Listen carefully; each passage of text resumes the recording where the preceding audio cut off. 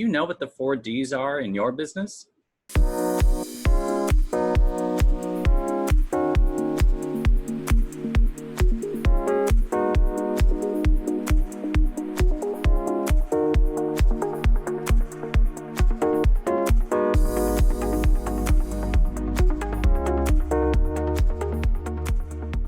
Hey, what's going on, everybody? Mike Moreno here with Much More Media.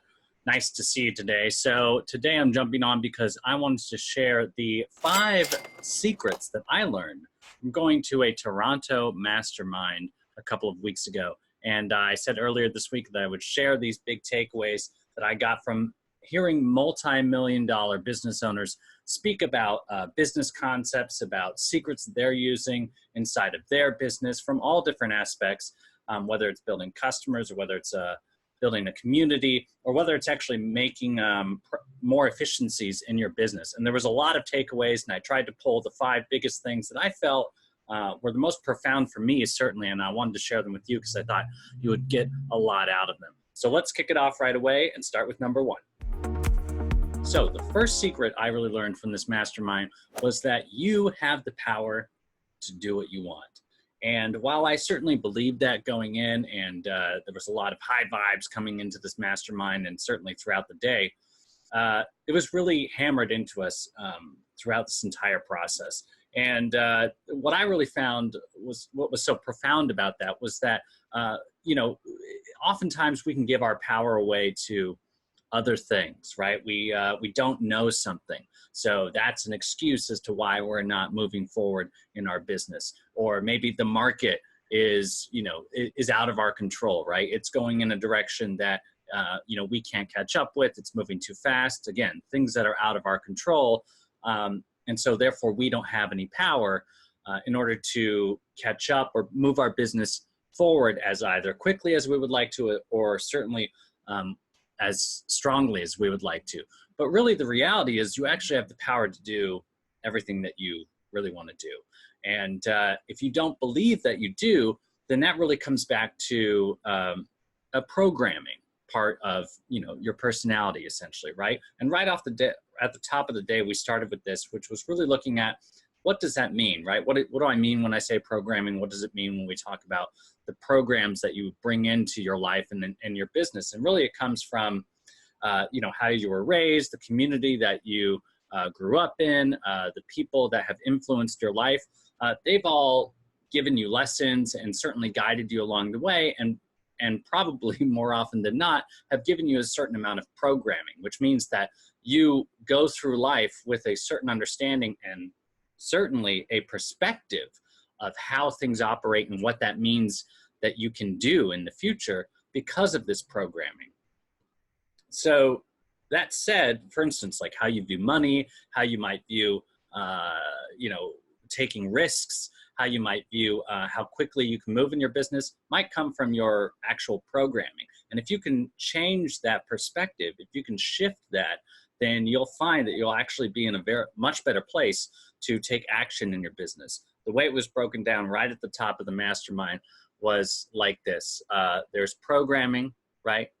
And then that leads to thoughts, and your thoughts lead to feelings, and your feelings lead to actions, and your actions lead to results. So if you are not achieving certain results that you think you should be achieving, or you certainly desire to achieve in your business or in your life or what have you in your relationships, that probably means you're not taking the right actions, right? And if you're not taking the right actions, that might be because you don't feel like you should, right? You don't feel like you're worthy, or you don't feel like it's the right time, or you have bad feelings about potential actions you might or should take. And those feelings come from thoughts, right? You think about that, right? You think about how the potential future that's out there, right? Maybe something's not going to work out the way you want it to, or maybe you're just not ready, or maybe you need more time, or maybe you don't know enough yet, or maybe you don't know the right people. I'm sure we can all relate to many of these thoughts. And then thoughts lead back to programming. And that programming might be, where I come from, I'm not ready for that yet, or I'm not, that's not how I've been raised to do things. or, I've been taught to do X, Y, Z before taking certain risky actions. Like I've been taught to, go to college. I've been taught that I should know, how all of this works instead of hiring somebody else, right? If you want something right, you got to do it yourself.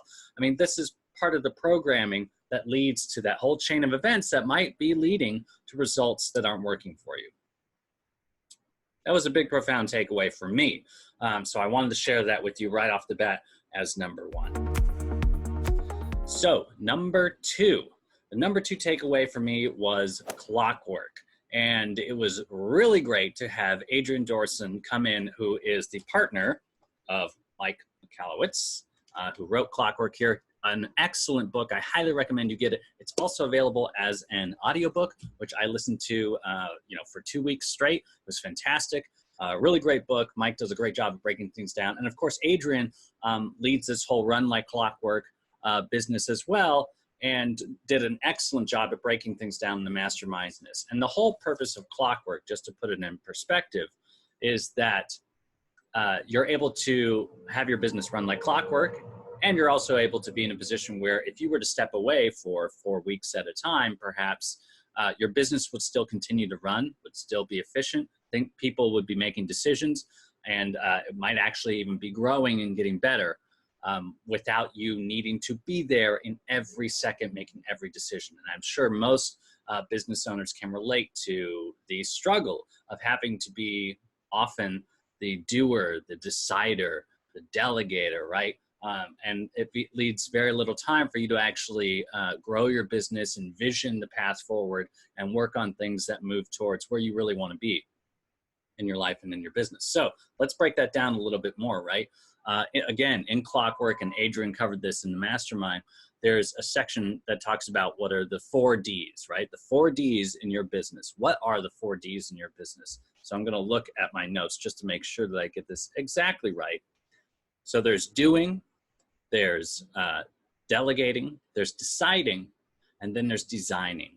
And the goal of Clockwork and the goal of making your business run as efficiently as possible is to move towards you, the business owner, doing as much deciding as possible, you, the business owner, doing as much designing as possible, rather than the other Ds. If you're consumed with the doing, then you leave almost no time for anything else, certainly, and almost no time, if any, for designing your business. And that is the vision of your business. That's where you're going. That's how you choose who you bring on and what products you put out and what services you put in place and how you craft your business to survive the next 5, 10, 15 years, right? That design can only come from you. Anybody you hire on your staff, be they VAs or be they actual, salespeople or anybody else, that's not their job. Their job is not to design where the business is going. You have to captain the ship, right? You have to see beyond the horizon and understand how you're going to meet future challenges and also how you're going to bring everything in the direction that you want it to go as efficiently as possible. So that is the goal, to get to the majority of the designing work. However, we can get caught up in a lot of the doing, the delegating, and the deciding. So let's be very clear about this. The doing, of course, is the actual, if you're a service provider, then you're out there doing the service. You want to get as many people doing that for you as possible, because that makes it a little easier for you to pull yourself out of the business and put yourself into that designing seat. There's also delegating, right? Bringing people on. I'm sure if you already have a team, being able to be sure that everybody has their place, everybody knows their job, and everybody, as jobs come in, as customers need to be served, they get passed on to certain tasks, and other people can work on those according to their skill set and according to the position they are in the company, and you are not in a process of needing to manage that, right? You're delegating it, so the task is going to someone else.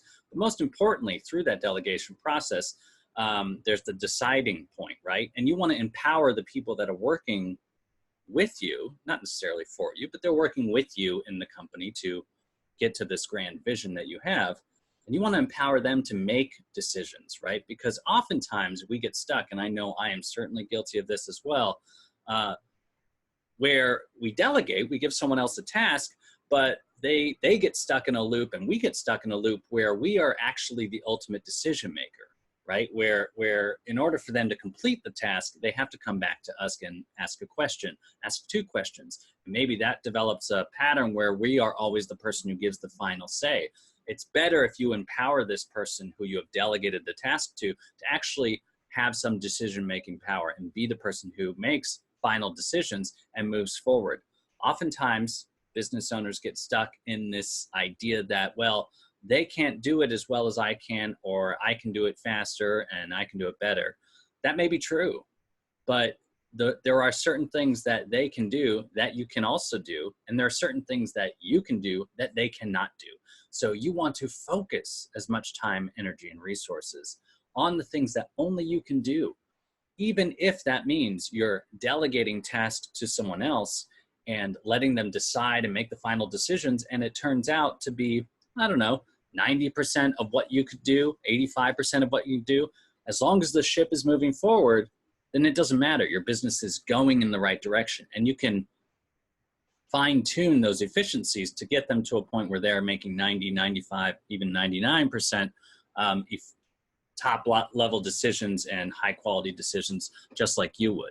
And it took you a while to get to that point too. So don't be afraid to have some patience there and let it grow with you. So the 4 Ds are a really great big takeaway from Clockwork, and certainly what Adrienne brought to the Mastermind. That's number 2.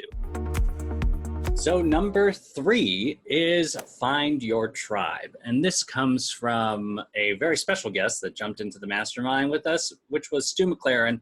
We were up in Toronto. The tribe convention was happening in Toronto at the same time. Stu popped over and jumped into our Mastermind and gave us some great insight, and certainly talked about memberships, because he is the go-to membership guy. And that was really awesome. There was a lot of great stuff that he pulled in from that. But really, my big takeaway was finding your tribe is so important. And when we focus on content, right, when we work with clients and put together content packages, we really talk about core content. And the reason we do is because we're highlighting your mission, your values, and your message. And those are things that don't change. So when you make the content, it's never going to go away. It's never going to go stale. But it's also, those are elements of your business. Those are fundamentals of your brand and business that help you build that tribe, right? You're not trying to market to millennials. You're not trying to market to, certain demographics. What you're doing is you're putting out the fundamentals of your business and knowing that those are going to attract your ideal audience, and they will turn away people who are not right for your business. It is not worth your time and energy to be trying to grab every single possible maybe lead that's out there. Spread yourself so thin, reach so far with either the content that you make or the marketing that you do, or all of your efforts and energy to reach an audience.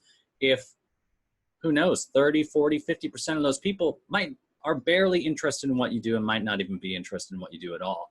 It's far more efficient, and it's far worth your time, and you will be much more sustainable if you can actually instead focus on a small section of people that are your raving fans, right? That are your tribe, that are people who are already very aligned with what it is that you do, the mission that you have as a company, the values that you represent as a person, as a business, and the message that you're getting out there. They get it, they understand it. Those are the people you should be going after. Those are the people you should be consistently talking to, and really building that audience, because they will become your raving fans. They will be the people who will be your return customers, and they will also then find more like-minded people, which really makes your job easier in the end. So big shout out to Stu. Thank you so much for joining us in our Mastermind. It was super awesome. And again, find your tribe as takeaway number 3. Okay, time for number 4. So number 4 comes from a podcaster who got me into podcasting, Mr. John Lee Dumas from Entrepreneurs on Fire. He was there at the Mastermind. Really awesome to meet him in person. Got a great chance to talk with him. And of course, he did he and Kate Erickson were also there. So they did some great stuff and talked about a lot of really fantastic things at our Mastermind in regards to content, and also the funnels that they're using for Entrepreneurs on Fire, and how they get all their content out and how they can batch it for long durations and long term. So a lot of great stuff to take away from there. But most importantly, and the thing I want to share with you guys that really hit me as something new was John's concept of opening and closing loops. Now, he admits it's not his original idea. There is this idea that I can't remember who it comes from, but basically the idea that when you're working with a lead or you're talking to somebody or somebody is introduced to your business, you open this loop, right? You open the, you throw out a question, right? There's you know, something hanging out there, something that entices them to come a little bit further into the conversation, right? And then you offer the opportunity to close that loop, right? So first you open it, maybe it's a problem they're having and you have the solution. Maybe it's a question that you put out there and then you give the answer. That's a way to open and close the loop. But what John does is he takes it one step further and specifically opens and closes a loop and then opens another loop. So he never wants to be in a position where he has solved a problem, or sorry, illustrated a problem, given the solution, and then not given you one more potential problem that comes after that needs a solution. He doesn't want to be in a position where he's asked a question, answered it, and not given another question that you might have that needs an answer, right? So in other words, you don't want to put yourself in a place where your audience no longer has anything else they need from you, right? You've cut them off. You've given them a stopping point. There's no reason to give them a stopping point. And this comes into play with content. This comes into play with how you market to them. This comes into play when they're reading your emails. This comes into play when they're on your website, right? Anything that entices their interest or attention should continue doing so as much as possible until perhaps you get them to a final destination, whatever that is. And maybe that's a very high level particular package or service or product that you provide, you know, not just the baseline, but always leading them up the ladder of value that you have in your business as much as possible. So within your communication, and this is really where I take it in as someone who works specifically with content, within that form of communication, within the time that you spend building that relationship, you should always leave some space open to continue the relationship. You can open a loop and you can close it, but as soon as you close one loop, you gotta open another so that you can continue to offer building that relationship well into the future. And finally, number 5, the big takeaway that my wife, Kristen, and I really got out of this event was you already know what you need to know. And what I mean by that is that, for instance, if you're at a point where you don't have a certain skill set, right? Like maybe you want to do video content, but you don't know how to edit video, okay? That shouldn't stop you from doing it. And that's because you already know what you need to know. You know you need to get somebody to do it, right?